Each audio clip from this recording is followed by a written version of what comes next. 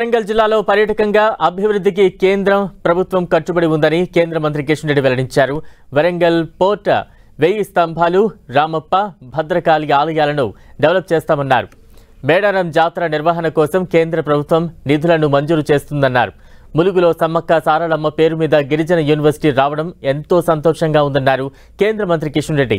మేడారం సమ్మక్క సారలమ్మను దర్శించుకున్న కిషన్ రెడ్డి మార్గ మధ్యలో హనుమకొండలోని 1000 స్తంభాల గుడిని దర్శించుకున్నారు. ఆలయ ప్రాంగణంలో చేపట్టిన మండప నిర్మాణ పనులను ఆయన పరిశీలించారు.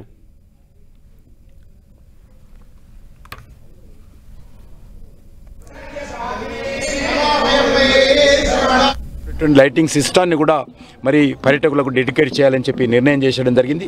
ఈ రకంగా ఈ ప్రాంతం రానున్న రోజుల్లో పర్యాటకులకు మరింత ఆకర్షణీయంగా ఉండే విధంగా ప్రయత్నం చేస్తూ ఉన్నాం.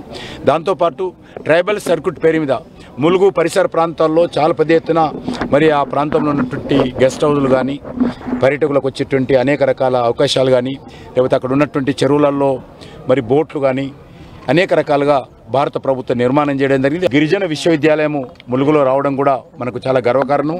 ప్రధానమంత్రి గారు మరి సుమారు 900 కోట్ల రూపాయలతోటి ములుగులో సమ్మక్క సారక్క గిరిజన విశ్వవిద్యాలయాన్ని కూడా ప్రారంభోత్సవం చేస్తున్నారు. సమ్మక్క సారక్క ఈరోజు ప్రపంచంలోని అతిపెద్ద గిరిజన మరి పండుగ అది. ఈ పండుగకు సంబంధించి కూడా కేంద్ర ప్రభుత్వం తరఫున గత సంవత్సరం కూడా నేను మంత్రి అయిన తర్వాత 2.5 కోట్లు రాష్ట్ర ప్రభుత్వానికి ఇవ్వడం జరిగింది. ఈ సంవత్సరం కూడా మరి కొంత డబ్బు రాష్ట్ర ప్రభుత్వానికి ఖాతాలో ఈ యొక్క సమ్మక్క సారక్క జాతర నిర్వహణ కోసం కావాల్సిన ఖర్చులు ఏర్పాటు ఇస్తాము.